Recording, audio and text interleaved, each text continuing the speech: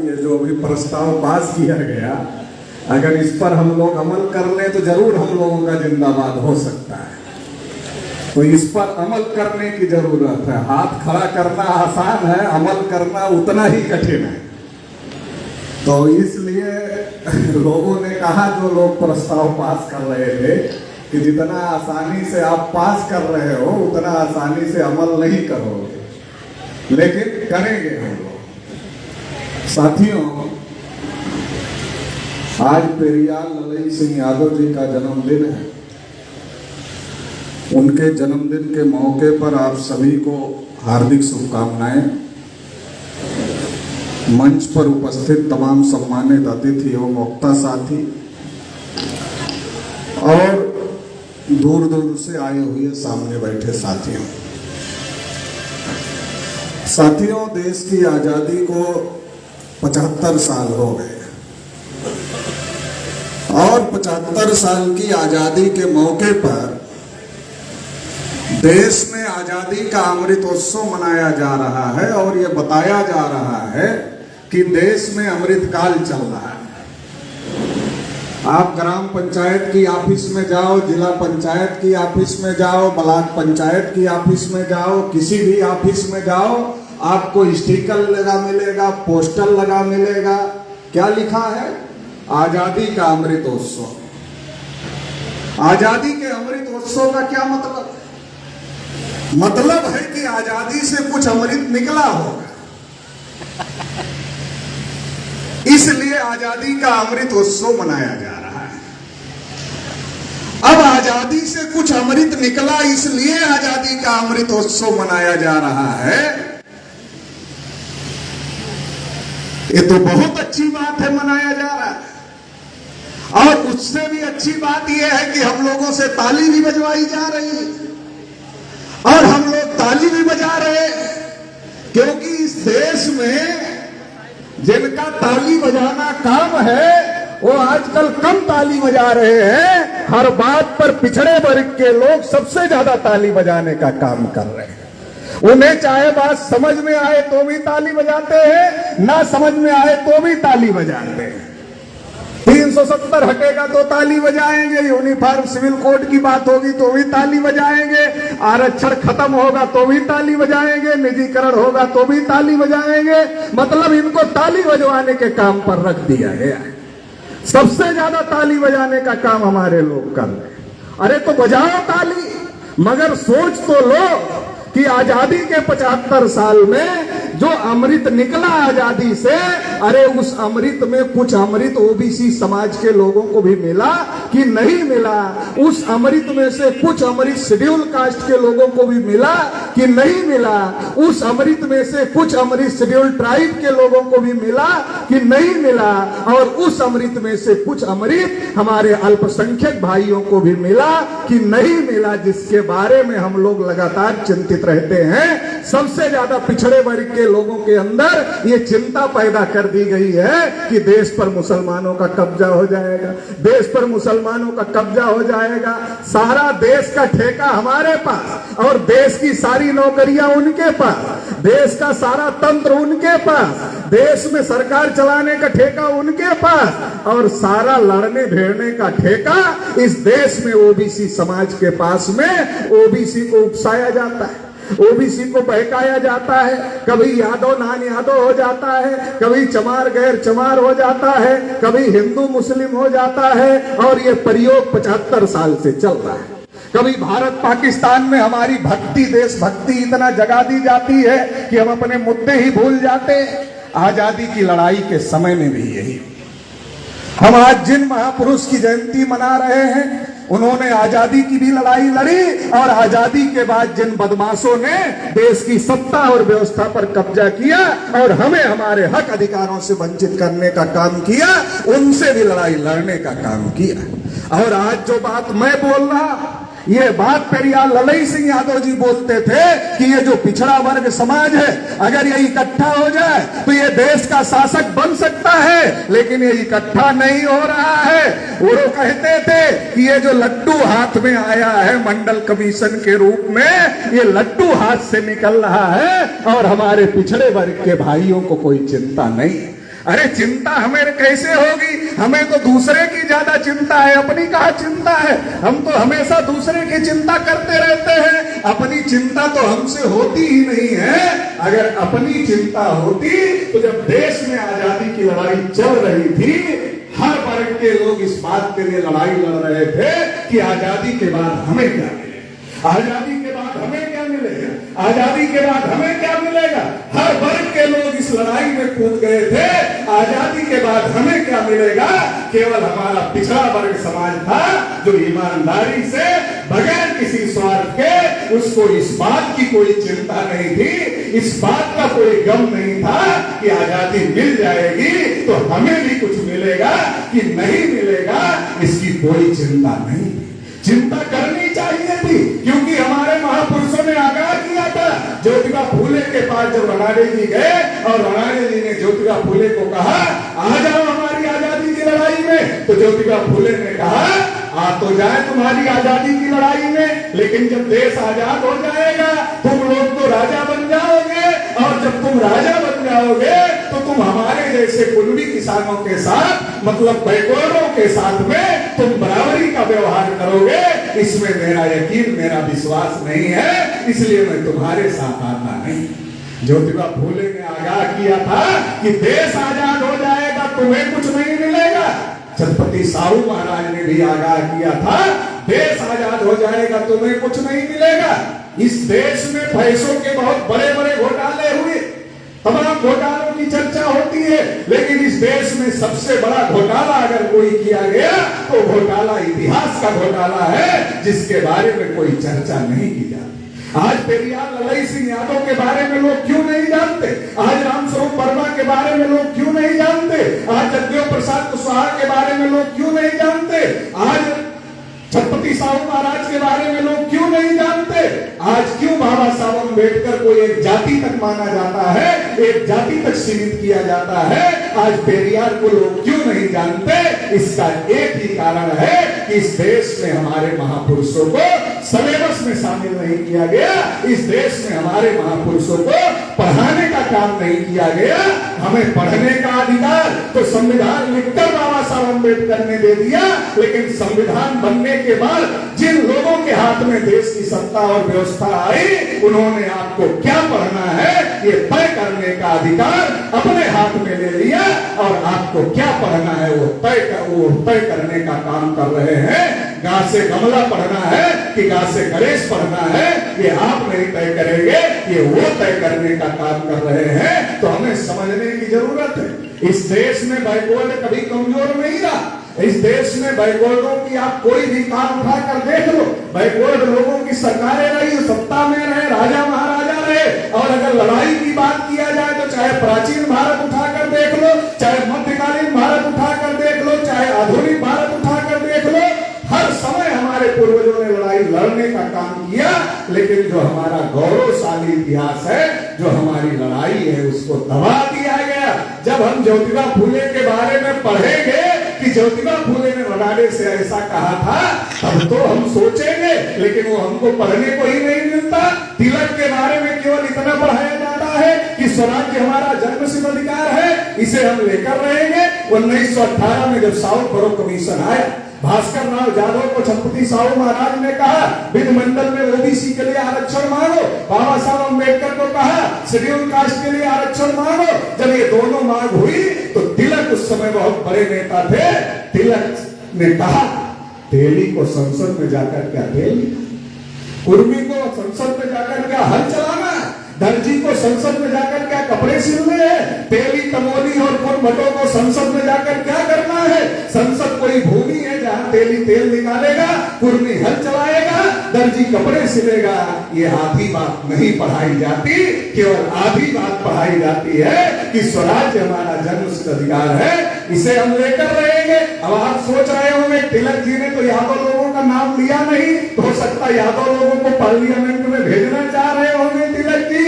अरे चावल जब पकाया जाता है, महिलाएं बैठी हैं जब चावल पकाती है, सारा चावल दबाकर नहीं चेक किया जाता कि चावल पक गया कि नहीं पक गया। अरे 2-4 चावल उसमें से दबाए जाते हैं और सारे बर्तन का चावल मान लिया जाता है, पक गया, वैसे ही तिलक ने 2-4 जातियों का नाम लिया, सारी जातियों का नाम नहीं लिया। लेकिन वो किसी को देना नहीं चाहते थे। बिहार में जब त्रिवेणी संघ बना, त्रिवेणी संघ यादव, कुर्मी, कोयरी लोगों ने मिलकर बनाया और तमाम पिछड़ी जातियों के लोगों ने मिलकर बनाया। और जब त्रिवेणी संघ बिहार में बना, त्रिवेणी संघ के नेता जब गए टिकट मांगने के लिए, तो उस समय कांग्रेसियों ने क्या, उस समय कांग्रेसियों ने कहा आजादी की लड़ाई में जेल जाने वाला आदमी ढूंढ कर लाओ, तब तो टिकट देंगे। ये बेचारे मेहनत करके अपने समाज से आजादी की लड़ाई में जेल जाने वाले लोगों को ढूंढ कर लाए।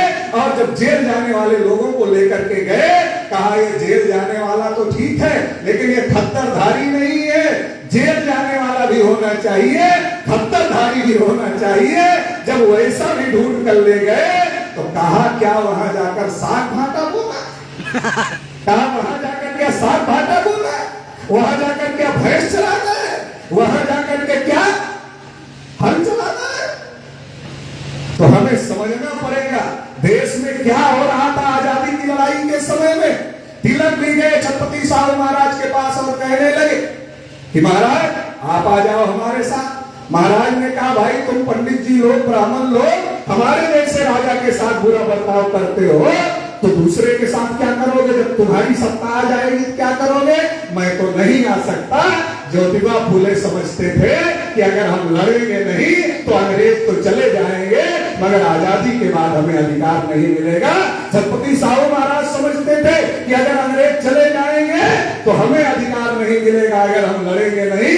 और बाबा साहब अम्बेडकर भी समझते थे, इसलिए बाबा साहब अम्बेडकर ने कहा, जब यूरोप और अमेरिका के लोग आजादी की लड़ाई का समर्थन कर रहे थे, तो बाबा साहब डॉक्टर अम्बेडकर ने कहा पूछो गांधी जी से ये किसकी आजादी की लड़ाई लड़ रहे हैं?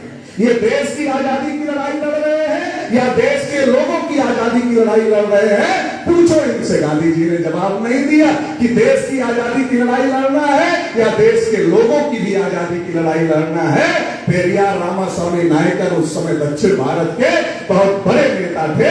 पेरियार रामास्वामी नायकर ने लिखा कि ये गांधी और कांग्रेस के नेतृत्व में जो आजादी की लड़ाई चल रही है, इससे 90% लोग आजाद नहीं होंगे, इससे केवल 10% लोग आजाद होंगे। आजादी के 75 साल में हम पिछड़े वर्ग के लोग जिन्होंने तन मन धन से आजादी की लड़ाई लड़ी, और जब आजादी का इतिहास लिखा गया तो देखा ये तो यादव है यार, इसका नाम कैसे इतिहास में आएगा? ये तो कुर्मी है यार, इसका नाम कैसे इतिहास में आएगा? ये तो गुजर है यार, इसका नाम कैसे इतिहास में आएगा? ये तो लोध है, अवंतीबाई लोधी, इनका नाम कैसे आएगा? तो हमारे तो नाम ही गायब कर दिए गए। ये तो खोज कर निकालना पड़ रहा है कि अरे भाई हमारे लोग भी थे आजादी की लड़ाई में, तो हमारे लोगों को तो इतिहास से ही आजादी के बाद जब आजादी की लड़ाई चल रही थी तब तो हमारे लोग लड़ रहे थे, और जब आजादी की लड़ाई सफल हो गई तो फिर क्या हुआ? फिर हमारे लोगों की जरूरत नहीं है, इतिहास से गायब कर दिया। और आजादी के 75 साल हो गए, आज भी ताली बजा रहे हैं, ताली तो बजा रहे हैं मगर गिनती तक नहीं हो रही है। इसलिए सभा में प्रस्ताव पास करना पड़ा कि सरकार हमारी गिनती करे। मैं तो यात्रा ही चला रहा हूं कि जाति आधारित गिनती करो वरना कुर्सी खाली करो, इसकी यात्रा ही मैं चला रहा हूं। ये परिवर्तन यात्रा मेरी चल रही है, तो ये करना पड़ेगा, इसके बारे में लोगों को जागृत करना पड़ेगा। देखिए जब देश आजाद हो गया, पहले गांधी जी क्या कहते थे? गांधी जी कहते थे कि अगर मुझे सरदार वल्लभ भाई पटेल नहीं मिलते तो मैं कामयाब नहीं हूं। लेकिन जब देश का पहला प्रधानमंत्री बनाने का मौका आया, कांग्रेस महासमिति में चुनाव हुआ और कांग्रेस की प्रांतीय कमेटियों ने वोट डाला, तो जितनी प्रांतीय कमेटियां उस इलेक्शन में शामिल हुई, उन्होंने सबने सरदार पटेल को समर्थन दे दिया। गांधी जी ने नेहरू जी की तरफ देखा और नेहरू जी को कहा कि नेहरू जी आपको तो कोई नहीं कहा। नेहरू जी भी कुछ नहीं बोले, गांधी जी ने पूछा, नेहरू जी कुछ नहीं बोले, मौन रहे। और गांधी जी सारी बात समझ गए, क्योंकि ये मौन का हथियार गांधी जी का ही था। गांधी जी को जब किसी बात का जवाब नहीं देना होता था तो ये कागज उठाते थे, उस पर लिखते थे कि आज मैं मौन व्रत हूं, और कोई आता था तो कागज दिखा देते थे, वो वापस चला जाता था। तो नेहरू जी भी कुछ नहीं बोले और गांधी जी सब समझ गए।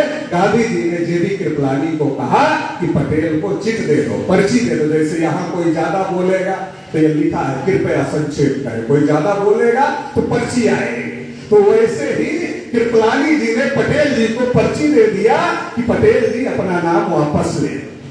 पटेल जी ने वो पर्ची गांधी जी की तरफ पढ़ा दिया कि कृपलानी जी दे रहे हैं, हम कैसे वापस ले ले। पहले गांधी जी तक ये बात पहुंच जाए। अगर गांधी जी भिजवा रहे हैं तो भी लोगों को पता चलना चाहिए कि गांधी जी भिजवा रहे हैं।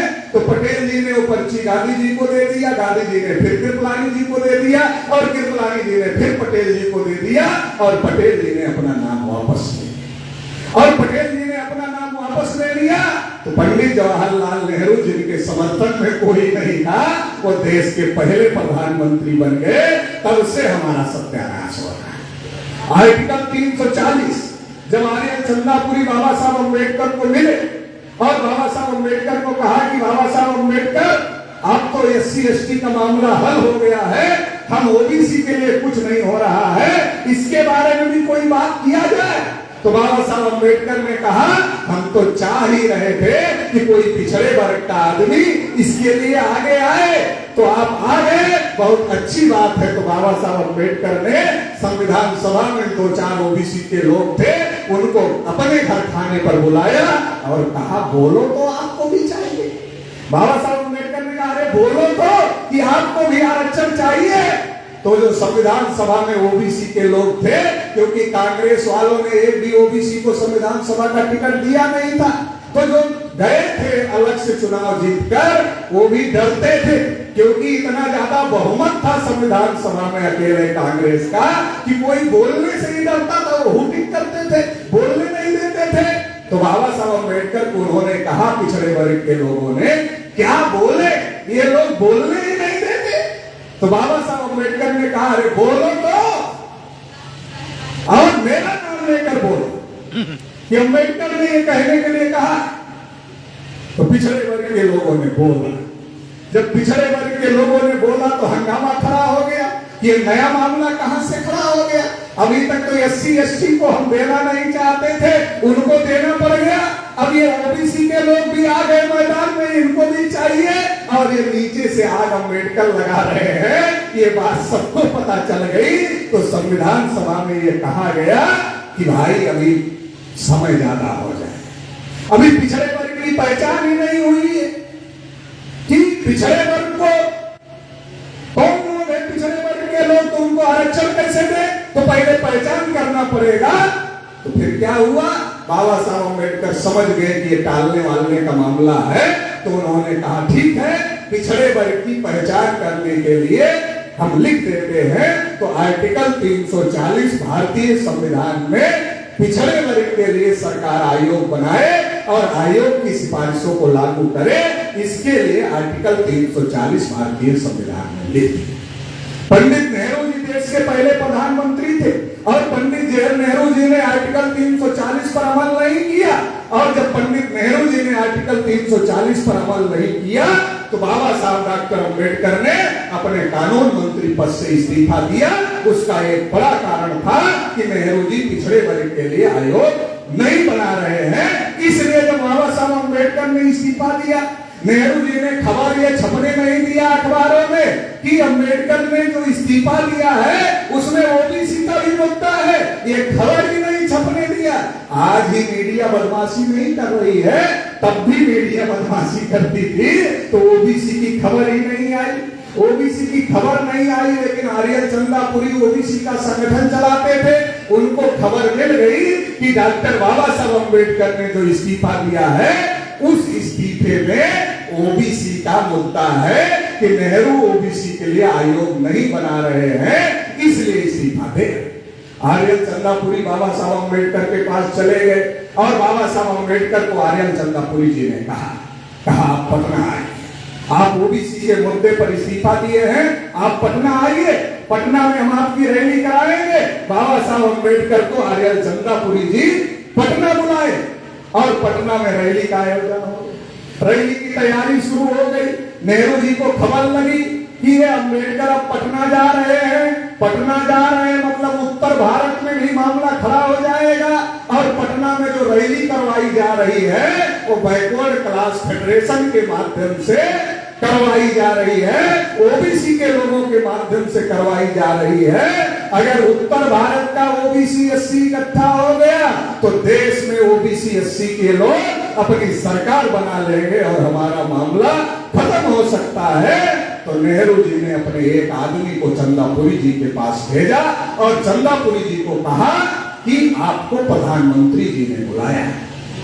चंदापुरी जी ने कहा मेरे पास तो समय नहीं है, मैं तो डॉक्टर अंबेडकर की रैली की तैयारी कर रहा हूं।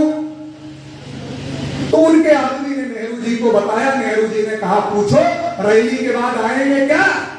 चंदापुरी जी बहुत अक्खर स्वभाव के व्यक्ति थे, उन्होंने नेहरू जी के आदमी को कह दिया, प्रधानमंत्री के आदमी को ऐसा बोलना सबके हिम्मत की बात नहीं है। चंदापुरी जी ने कह दिया ना अब आऊंगा और ना तब आऊंगा, ना अभी आऊंगा ना रैली के बाद में आऊंगा, आऊंगा। तो नेहरू जी को लगा ये तो मामला हल नहीं होगा, रैली रुकेगी नहीं। तो अंबेडकर अगर पटना में रैली करेंगे तो पूरे उत्तर भारत में आग लगेगी। तो इसलिए नेहरू जी ने बाबू जगजीवन राम को कहा अरे तुम्हारे बिहार में अंबेडकर जा रहे हैं और अगर अंबेडकर वहां जम गए तुम्हारा क्या होगा, रैली फेल कराओ। तो जगजीवन राम ने भोला पासवान शास्त्री को लगाया और रैली पर पत्थर फेंकवाया। आज ओबीसी के लोगों को ये इतिहास पता नहीं है और शेड्यूल कास्ट के लोगों को भी ये इतिहास पता नहीं है। वो भी क्षण था जब पत्थर चल रहे थे तो आर्यल चंदापुरी जी छाता लेकर बाबा साहब अम्बेडकर को पत्थर ना लगे इसके लिए बाबा साहब अम्बेडकर का बचाव कर रहे थे और उसकी वजह से पत्थर आर्यल चंदापुरी जी को लगे। तो ये भी इतिहास है, हमें समझने की जरूरत है कि देश में ओबीसी एससी एसटी के लोगों की लड़ाई कोई अलग नहीं है, हम सब की लड़ाई एक है। एकजुट होकर लड़ेंगे तो अधिकार मिलेंगे और अलग अलग लड़ेंगे तो सत्यानाश हो ही रहा है और ज्यादा होगा, इसको कोई रोक नहीं सकता। जितना एकत्रित हो गए उतना लड़ाई मजबूत है। तो नेहरू जी ने तो 370 पर अमल नहीं किया, उनके गिनती भी रोक दिया। अंग्रेज गिनती करते थे, नेहरू जी ने रोक दिया। मैं बहुत दिन तक सोचता रहा कि भाई हमारे बाप दादा पुरखे तो नेहरू के बड़े सपोर्टर थे, नेहरू के कोई विरोधी नहीं थे, नेहरू को बड़ा नेता, महान नेता, समाजवादी नेता, कौन कौन सा नेता नहीं मानते थे। तो नेहरू को इतना बड़ा नेता हमारे ओबीसी समाज के लोग मानते थे, आखिर नेहरू ने हमारी गिनती क्यों रोकी। तो सोचते सोचते सोचते सोचते सोचते सोचते एक दिन समझ में आ गया। क्या समझ में आ गया? मुझे वो घटना याद आ गई, नेहरू और पटेल के प्रधानमंत्री बन गए। तो मुझे समझ में आया कि नेहरू जी को लगा कि कांग्रेस चटर्जी, मुखर्जी, बनर्जी, गोखले, तिलक, आगरकर ये ब्राह्मणों ने बनाई, कांग्रेस ब्राह्मणों ने बनाई। और उस कांग्रेस के अंदर का चुनाव, बाहर का चुनाव नहीं, जो कांग्रेस चटर्जी, मुखर्जी, बनर्जी, गोखले, तिलक, आगरकर ब्राह्मणों ने मिलकर बनाई, उस कांग्रेस के अंदर का चुनाव मैं इतना बड़ा ब्राह्मण, पंडित जवाहरलाल नेहरू कोई छोटा मोटा हैरू गैरू नत्थू खैरू ब्राह्मण नहीं, इतना बड़ा ब्राह्मण मैं उस कांग्रेस के अंदर का चुनाव नहीं जीत पाया। कल देश में आम चुनाव, कांग्रेस का अंदर मेरे जितना बड़ा ब्राह्मण पंडित जवाहरलाल नेहरू चुनाव नहीं जीत पा रहा है। कल देश में आम चुनाव होंगे और जब आम चुनाव होंगे उसके पहले जनगणना का आंकड़ा आएगा कि ओबीसी 52%, ब्राह्मण 3.5%, तो ओबीसी के दिमाग की बत्ती जलेगी। एक बार में नहीं जलेगी, 2 बार में जलेगी, 2 बार में नहीं जलेगी, 3 बार में जलेगी, 3 बार में नहीं जलेगी, 4 बार में जल जाएगी। लेकिन जल जाएगी जब हर 10 साल बाद ये आंकड़ा आएगा कि ओबीसी 52% और ब्राह्मण 3.5%। अरे कोई भी आदमी सोचेगा यार लोकतंत्र में हमारे भी वोट की उतनी वैल्यू है, इसके भी वोट की इतनी वैल्यू है, हमारा हम भी वोट डालते एक ही गिना जाता है, ये भी वोट डालता है तो एक ही गिना जाता है। जब दोनों का एक गिना जाता है, एक गांव के प्रधानी में एक वोट कोई ज्यादा पा जाता प्रधान हो जाता है, एक वोट कोई ज्यादा पा जाता विधायक हो जाता है, एक वोट कोई ज्यादा पा जाता सांसद हो जाता है। तो हम तो देश में ही आधे से अधिक हैं। 52% है। अगर अपने लोगों को इकट्ठा कर ले और इसके साथ SC ST और दूसरे वंचित समूह के लोगों को इकट्ठा कर ले तो इस देश पर हम लोग शासक हो जाएंगे। ये बात समझ में आ जाए, और अगर ये बात समझ में आ गई फिर देश में कोई दूसरा ब्राह्मण प्रधानमंत्री नहीं बनेगा। ये नेहरू पहला और आखिरी ब्राह्मण प्रधानमंत्री हो जाएगा। ये बात सोच समझकर, ऐसे आपकी गिनती नहीं हो रही, केवल गिनती का मामला नहीं है कि संख्या कलेक्ट कर लिया, केवल इतना मामला है, इतना मामला नहीं है। इतना मामला होता तो नेहरू से लेकर नरेंद्र मोदी तक कोई करने के लिए नहीं तैयार है। इतना छोटा मोटा मामला नहीं है, ये बहुत बड़ा मामला है। और इसलिए नेहरू जी ने रोका। नेहरू जी के बाद इंदिरा जी ने रोका। इंदिरा जी उनकी बेटी थी, सगी बेटी थी, बाप ने रोक दिया तो बेटी कैसे नहीं रोकती। तो 1931 1941 तो अंग्रेज ही रहे। 1951 में नेहरू जी ने रोका। 1961 में नेहरू जी प्रधानमंत्री थे, रोका। 1971 में इंदिरा जी प्रधानमंत्री थी, रोका। और 1981 में फिर इंदिरा जी थी प्रधानमंत्री, उन्होंने रोका। और 91 में नरसिंहा राव प्रधानमंत्री थे, जो तेलंगाना के ब्राह्मण थे, दक्षिण भारत के, उन्होंने रोक दिया। और फिर 10 साल जब बाद मौका आया तो 2001 में अटल बिहारी वाजपेयी जी देश के प्रधानमंत्री थे। मैं देश भर में घूमता हूं तो मुझे ओबीसी के लोग मिलते हैं और ओबीसी के लोग कहते हैं पटेल जी भाजपा में सारे नेता खराब हैं, लेकिन अटल जी बहुत अच्छे नेता थे। जिनकी पुरानी पेंशन रुक गई है वो भी ऐसा ही कहते हैं। तो मैंने कहा तुमको ज्ञान नहीं है शायद कि ये पुरानी पेंशन भी रोकने का काम अटल बिहारी वाजपेयी ने ही किया था। तुम पुरानी पेंशन की लड़ाई भी लड़ रहे हो और अटल बिहारी को बहुत अच्छा वाला नेता भी बता रहे हो। ये दोनों काम एक साथ कर रहे हो। तो अभी तक तो कांग्रेस के लोगों ने रोका था। 2001 में अटल जी देश के प्रधानमंत्री थे। अरे कांग्रेस वालों ने रोका तो बात समझ में आती थी, चलो रोका होगा भाई। जब एक ने रोक दिया कांग्रेस ने तो बाकी सब ने रोक दिया। अटल जी तो नेहरू जी के खिलाफ रहते थे पार्लियामेंट में, नेहरू जी के खिलाफ बोलते थे पार्लियामेंट में, और कभी कभी नेहरू जी अटल जी की प्रशंसा भी कर देते थे। और ये भी शायद कहा था कि अटल तुम एक दिन देश के प्रधानमंत्री बनोगे, ऐसा अटल जी ही कहते थे। लालू प्रसाद जी ने जब अटल जी की सरकार गिरी थी तो कहा था कि अरे नेहरू का नाम लेकर कहते हो, तो नेहरू जी ने तो एक बार बनने के लिए कहा था, एक बार बन गए अब तो जान छोड़ दो, अब क्यों नहीं छोड़ रहे हो। तो अटल जी ने भी गिनती नहीं होने दिया। ये मैं क्यों बता, मतलब कांग्रेस के ब्राह्मणों ने नहीं होने दिया तो बीजेपी के भी ब्राह्मण अटल बिहारी वाजपेयी ने नहीं होने दिया।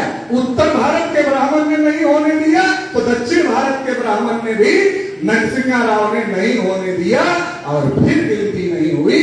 और इसके बाद फिर 2011 का समय, क्योंकि जो बात उसको समझ में आती वो बात उसको भी समझ में आती। हमारे लोगों को लगता है नहीं ये तो ये वाला है, ये तो वो वाला है, वो तो वो वाला है, वो तो वो चोला अलग पहनते। अगर चोला पहनकर आपकी पार्टी में नहीं आएंगे तो आपकी रिपोर्ट मुख्यालय तक कैसे पहुंचेगी संघ? अरे आपकी पार्टी की रिपोर्ट संघ मुख्यालय भेजना है तो आपकी पार्टी का चोला पहनकर तो बैठना पड़ेगा। आपकी पार्टी का चोला गमछा डालकर टोपी लगाकर नहीं बैठेगा तो आपकी रिपोर्ट पहुंचेगी संघ मुख्यालय तक। तो पहुंचाना है तो आपकी पार्टी में आना है। तो हमको लगता है तो इस पार्टी का ये तो अच्छा वाला है, वो तो उस पार्टी का है वो तो अच्छा वाला है। इसलिए बता रहा हूं उत्तर दक्षिण और कांग्रेस बीजेपी इधर उधर सबने मिलकर 2001 के बाद 2011 का समय आया। 11 का समय आया तो मनमोहन सिंह जी देश के प्रधानमंत्री। हम लोगों ने सोचा कि इस बार हो जाएगी, इस बार कोई ब्राह्मण देश का प्रधानमंत्री नहीं है, मनमोहन सिंह जी हैं, सरदार हैं, सिख हैं, गुरु के बंदे हैं, हो जाएगी। मनमोहन सिंह जी ने कह भी दिया। जब बैकवर्ड क्लास के नेताओं ने हंगामा खड़ा किया, भारत मुक्ति मोर्चा ने 51,000 कार्यक्रम पूरे भारत में लगाए और 51,000 कार्यक्रम पूरे भारत में लगाए। और वो पर्चा जानवरों की गिनती होती है मगर ओबीसी की गिनती नहीं होती है। हर बैकवर्ड क्लास के नेता के घर में भेज दिए। जब हर बैकवर्ड क्लास के नेता के घर में ये पर्चा पहुंच गया तो बैकवर्ड क्लास के नेताओं ने हंगामा खड़ा कर दिया पार्लियामेंट में। कहा जानवरों की गिनती करते हो, हमारी नहीं करते हो, पार्लियामेंट नहीं चलेगी जब तक गिनती पर फैसला नहीं हो। तो मनमोहन सिंह जी ने कहा करेंगे, सब लोग शांत हो गए कि हो। फिर कांग्रेस और आरएसएस के लोगों ने मन कर दिया, अरे नेहरू से लेकर अटल तक तुम्हारे बड़के नेता हमारे बड़के नेता दोनों ने नहीं किया, अरे ये होगा तो क्या क्या होगा, नहीं होगा तो क्या क्या होगा। और जब उन्होंने सोचा कि होगा तो क्या क्या होगा और नहीं होगा तो क्या क्या होगा, तो उन्होंने प्रणब मुखर्जी जी को एक मिनिस्टर्स की कमेटी बनाई और उसका चेयरमैन प्रणब मुखर्जी जी को बना दिया। और प्रणब मुखर्जी जी को बना दिया कि फैसला ये करेंगे कि होगा कि नहीं होगा। तो प्रणब मुखर्जी फिर वही निकले बंगाल के ब्राह्मण। पहले तो हम लोग सोचते थे कि ये सेकुलर हैं, राष्ट्रपति पद से रिटायर हुए तो चले गए संघ की शाखा में। तब पता चला कि हम तो ऊपर ऊपर देख रहे थे, अंदर का मामला कुछ और था जो हम लोग अंदर वाला नहीं देख पाए थे, ऊपर ऊपर सेकुलर वाला देख रहे थे। और फिर गिनती नहीं हुई, गिनती के नाम पर सोशियो इकोनॉमिक सर्वे हुआ जिसकी रिपोर्ट आज तक नहीं है। अब ये इतना बड़ा हंगामा खड़ा हो गया था, इसको दबाना था, तो दबाने के लिए क्या किया, बाबा रामदेव और अन्ना हजारे को मैदान में उतारा, कहा काला धन लाएंगे, जन लोकपाल बनाएंगे। अब ओबीसी वालों को तो भूते सवार हो गया, गिनती का मुद्दा हवा में चला गया और भ्रष्टाचार मिटाना है, काला धन वापस लाना है, ये गाना गाने लगे और ओबीसी का मुद्दा दबा दिया। ओबीसी को इसीलिए कह रहे भाई अपने लिए भी तो लड़ो। जब मंडल कमीशन की रिपोर्ट आई 16 नवंबर 92 को 52% ओबीसी को 27% मिला, 27% में क्रिमिनल लगा दिया गया। और ओबीसी के लोगों को क्रिमिनल लगाकर बड़ा अन्याय ओबीसी के साथ में हो गया, क्योंकि जिसके पास दांत है उसको चना नहीं मिलेगा और जिसके पास दांत नहीं है उसको चना दिखाया जाएगा मगर वो खा नहीं सकता है। जो ओबीसी अपने बच्चे को पढ़ा सकता है वो क्रीमी में आरक्षण नहीं मिलेगा, जो नहीं पढ़ा सकता है वो नॉन क्रीमी आरक्षण ले सकता है, लेकिन पढ़ा नहीं सकता तो कैसे ले सकता है। तो ऊपर से भी खत्म, नीचे से भी खत्म। इसको लेकर अगर ओबीसी पार्लियामेंट घेरता तो 10-12 करोड़ नौकरियां ओबीसी को मिल जाती, लेकिन आरएसएस बीजेपी के लोगों ने सोचा कि ओबीसी पार्लियामेंट घेरेगा तो इसके अधिकार पर हमने कब्जा किया है, छोड़ना पड़ेगा, इसलिए डाइवर्ट करो। जैसे मोबाइल में काम डाइवर्ट की जाती है वैसे आपकी लड़ाई डाइवर्ट हो गई। अब हमारे लोग तो भी बता रहे कि हमारा जन्म से लेकर मरण तक और मरने के बाद तक का कोई काम बगैर पंडित जी के होता नहीं है। तो पंडित जी लोग हमारे घर में आ गए, कहने लगे पटेल जी, यादव जी, मौर्य जी, कुशवाहा जी, निषाद जी, राजभर जी, अरे अयोध्या में राम का मंदिर बनना चाहिए, बहुत जरूरी। तो हमारे बैकवर्ड समाज के लोगों ने कहा जरूर बनना चाहिए, चंदा दे क्या? कहा चंदा का मामला नहीं है, जहां राम जी पैदा हुए थे वहां मस्जिद है और जब तक मस्जिद रहेगी वहां मंदिर कैसे बनेगा, इसलिए चलो अयोध्या मस्जिद गिराने के। विनय कटियार, कल्याण सिंह, उमा भारती, परवीर तोगड़िया, रितंबरा और तमाम ओबीसी के लोगों को चेहरा आगे किया, चलो अयोध्या। जिनको जाना चाहिए था दिल्ली संसद भवन घेरने के लिए 12 करोड़ नौकरियों के लिए, वो चले आए अयोध्या। 15-16 दिन में 6 दिसंबर को बाबरी मस्जिद गिरा दिया और बाबरी मस्जिद गिर गई। और फिर क्या हुआ, मंडल कमीशन हवा में उड़ गया और कमंडल का मामला शुरू हो गया। और ओबीसी को क्या मिला क्या नहीं मिला आज तक पता नहीं चला। इतने लोग बैठे, अगर अभी मैं पूछ लूं, मैं रोज पूछता हूं सभाओं में, इसमें कितने लोगों ने मंडल कमीशन की रिपोर्ट पढ़ा है, तो 10 हाथ उठ जाए तो बहुत बड़ी बात है। इससे ज्यादा नहीं उतारे, जिससे तुमको अधिकार मिलता है वही रिपोर्ट तुमको क्या मिला क्या नहीं मिला नहीं पढ़ते तो काम कैसे चलेगा। चलो बहुत बड़ी कुर्बानी दे दिया मंदिर के, 12 करोड़ नौकरियां छोड़ दिया, मंदिर बन रहा है। एक भी ओबीसी को मंदिर के ट्रस्ट में नहीं लिया, एक भी ओबीसी को नहीं लिया। अरे हमने कहा भाई आरएसएस बीजेपी वालों, सारे ओबीसी के लोग खराब वाले हिंदू हो सकते हैं, मान लेते हैं। अरे विनय कटियार कब से खराब वाले हिंदू हो, कल्याण सिंह कब से खराब वाले हिंदू हो गए, उमा भारती कब से खराब वाली हिंदू हो गई, परवीर तोगड़िया कब से खराब वाले हिंदू हो गए, रितंबरा कब से खराब वाले हिंदू हो गए। अरे इनको तो ट्रस्ट में रख देते। मैं एक दिन फैजाबाद में सभा कर रहा, तो ये पटेल जी बोल रहे थे माइक पे, कह रहे थे जब विनय कटियार को शिलान्यास में नहीं बुलाया गया मंदिर के, तो मैं विनय कटियार के घर गया और विनय कटियार को पूछा कि कैसा लग रहा है। विनय कटियार ने कहा बहुत खराब लग रहा है, खराब भी लग रहा है, बोलने की हिम्मत भी नहीं है, इस स्थिति में पहुंचा दिया गया है। कल्याण सिंह जब राज्यपाल पद से रिटायर हुए, कहा मैं फिर से पार्टी ज्वाइन करूंगा, राजनीति करूंगा। उसके 2-4 दिन बाद नोटिस आ गई। कौन सी नोटिस? बाबरी मस्जिद गिराने वाली। फिर कल्याण सिंह जी चले गए, मगर दोबारा नहीं कहा कि मैं फिर से राजनीति करूंगा। कि ये बोलेंगे तो बाबरी मस्जिद गिराने की केस में ही अंदर कर देंगे, क्योंकि कोर्ट ने कहा मंदिर तो बनना चाहिए लेकिन मस्जिद गिराना गलत था। इसका मतलब जिन लोगों ने गिराया है उनको बरी नहीं किया गया है। वो अभी तलवार लटका कर रखा, बोलना मत। अगर बोलोगे तो तलवार गले पर लटकी है, चल जाएगी। तो पिछड़े वर्ग का इस्तेमाल करो और फेंक दो दिन रात हिंदू मुसलमान, हिंदू मुसलमान, हिंदू मुसलमान। तो हमारी गिनती का क्या मामला है? हमारे आरक्षण का क्या मामला है? किसानों की फसल की कीमत नहीं मिल रही, उसका क्या मामला है? बीटेक करके लोग बेरोजगार घूम रहे हैं, उसका क्या मामला है? कोई मामला नहीं है। कभी 370 पर हम ताली बजाएंगे, कभी हम 3 तलाक पर ताली बजाएंगे, कभी हम ईसीसी पर ताली बजाएंगे, कभी हम हिजाब पर ताली बजाएंगे और कभी मस्जिद के सामने जाकर हनुमान चालीसा बजाएंगे बजरंग दल के कहने पर, आरएसएस के कहने पर। इस तरह से अगर हम काम करते रहेंगे तो हमारा सत्यानाश करने के लिए किसी दूसरे की जरूरत नहीं है। जब हम पिछड़े वर्ग के लोग अपना सत्यानाश करने के लिए खुद ही पर्याप्त हैं, तो दूसरे को सत्यानाश करने की क्या जरूरत है? माँ बच्चा भी नहीं रोता तो दूध नहीं पाता है, माँ नहीं पिलाती है। माँ तो बच्चे को बहुत प्यार करती है। ये सत्ता में बैठे लोग हमें प्यार नहीं करते हैं। जब हम चिल्लाएंगे तो कुछ मिल जाएगा तो मिल जाएगा, नहीं चिल्लाएंगे तो कुछ भी मिलने वाला नहीं है। इसलिए लोकतंत्र में अपनी आवाज उठानी पड़ेगी।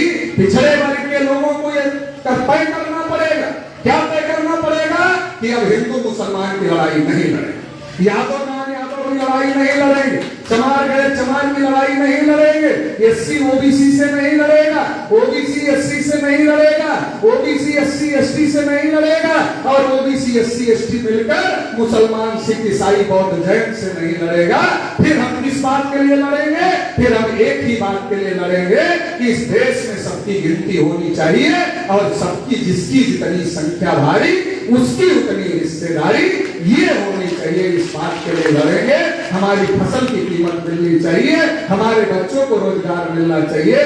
चंद्रयान की तो बहुत चर्चा हो रही। उसमें जिस वैज्ञानिक ने चंद्रयान भेजा वो उसका बाप कपड़ा की दुकान पर नौकरी करता था, गरीबी में पढ़ाकर उसको वैज्ञानिक बना दिया। आज जहाँ खिचड़ी खिलाया जा रहा है वहां से पढ़कर कोई बच्चा वैज्ञानिक बन सकता है, ऐसी कल्पना कर सकते हो?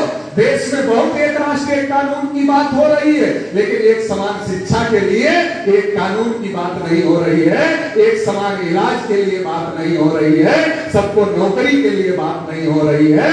आप समझो, आपको धर्म के बचाने के नाम पर आपको फंसाया जा रहा है, देश को बचाने के नाम पर आपको फंसाया जा रहा है। और हम कितने भोले भाले लोग हैं। हमें कहा जा रहा है कि मुसलमान 14-14 बच्चे पैदा कर रहे हैं, देश पर मुसलमानों का कब्जा हो जाएगा। कितने दिन बाद हो जाएगा? 100 साल बाद, 200 साल बाद, 300 साल बाद, 400 साल बाद। जब बच्चा पैदा करते करते मुसलमानों की संख्या बढ़ जाएगी तब वो कब्जा कर लेंगे। हम इतने समझदार हैं कि मुसलमान 500 साल बाद देश पर कब्जा ना करे, इसलिए 75 साल से पंडित जी लोगों का कब्जा करवा कर रखे हुए हैं। इतना समझदार हम हैं। और इतना हम नहीं समझ पाए कि हमारी संख्या तो आज ही ज्यादा है। जब संख्या ज्यादा होने पर ही कब्जा होता है तो हमारी तो आज ही ज्यादा है, हम क्यों कब्जा नहीं कर लेते? इतना नहीं समझ पाए। यही समझने की जरूरत है और यही समझाने की जरूरत है। देखो, आखिरी बात कहकर अपनी बात समाप्त कर देगा। बातें बहुत सारी है लेकिन मुझे पता है समय की मर्यादा है। आखिरी बात ये कह रहा हूं, इस देश का टीवी जो है वो सबसे ज्यादा हम लोगों का दिमाग खराब कर रहा है। टीवी को इस बात को दिखाने की फुर्सत है कि बागेश्वर धाम का बाबा चमत्कार कर सकता है कि नहीं कर सकता। टीवी को इस बात को दिखाने की समय है कि पाकिस्तान से एक महिला 4 बच्चों को लेकर आई, उस पर दिन रात खबर है। टीवी को बहुत सारी बातें, 3 तलाक, हिजाब से लेकर बहुत सारी बातें दिखाने के लिए समय है, लेकिन टीवी को आपकी गिनती का मुद्दा दिखाने के लिए समय नहीं। किसानों की फसल की कीमत मिलनी चाहिए, ये दिखाने के लिए समय नहीं है। नौजवानों को रोजगार मिलना चाहिए, ये दिखाने के लिए समय नहीं है। सबको बढ़िया स्वास्थ्य सुविधा मिलनी चाहिए, ये दिखाने के लिए समय नहीं है। ये टीवी वालों को हिंदू मुसलमान के अलावा और कुछ सूट नहीं करता।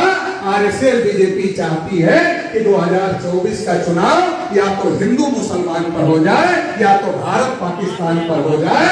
चुनाव के पहले ऐसी स्थिति पैदा हो सकती है, या तो हिंदू मुसलमान का कोई बड़ा बखेड़ा खड़ा हो जाएगा या तो भारत पाकिस्तान का कोई बड़ा बखेड़ा खड़ा कर दिया जाएगा, और राष्ट्रवाद के नाम पर और धर्म के नाम पर आपसे वोट लूट लिया जाएगा। इसलिए पिछड़े वर्ग के लोगों को सतर्क करना चाहता हूं, पहले से बताना चाहता हूं कि ऐसा बखेड़ा खड़ा होगा, इसलिए सतर्क रहो और अपनी गिनती के मुद्दे पर, अपने हक अधिकार के मुद्दे पर ही वोट करने का काम करना। और आज की तारीख में इतना मनोबल बढ़ गया है कि मोदी का सलाहकार कह रहा है संविधान बदलना चाहिए। बदला जा सकता, अच्छा बदलने देंगे, तुम तो ऐसे ही बदल लोगे और हम लोग क्या करें? हम लोग हाथ हाथ पे रख के बैठे रहेंगे, तुम बदल लोगे? यूरेशिया तक खड़े रहेंगे, जगह नहीं मिलेगी भारत। यूरेशिया रुकोगे, उससे पहले नहीं रुक पाओगे। तो इसलिए हमें संगठित होने की जरूरत है। मनोबल ज्यादा बढ़ गया है, ईवीएम से वोटों की चोरी हो रही है, संविधान लोकतंत्र को खत्म करने की साजिश है। इसलिए इस साजिश से निपटना होगा, पिछड़े वर्ग के लोगों को सतर्क होना होगा।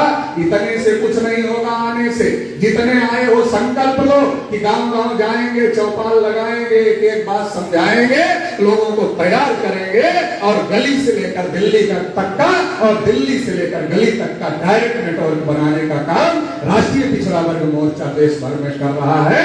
दिल्ली से लड़ाई शुरू होगी तो आपको खबर मिलेगी, गांव में आपके ऊपर अन्याय अत्याचार होगा तो हमें खबर मिलेगी, आप पर अन्याय अत्याचार होगा तो भी लड़ाई होगी, समाज पर अन्याय अत्याचार होगा तो भी लड़ाई होगी। इस लड़ाई के लिए मजबूत संगठन का निर्माण करो। लोकतंत्र में संगठन की ही शक्ति सबसे बड़ी शक्ति है।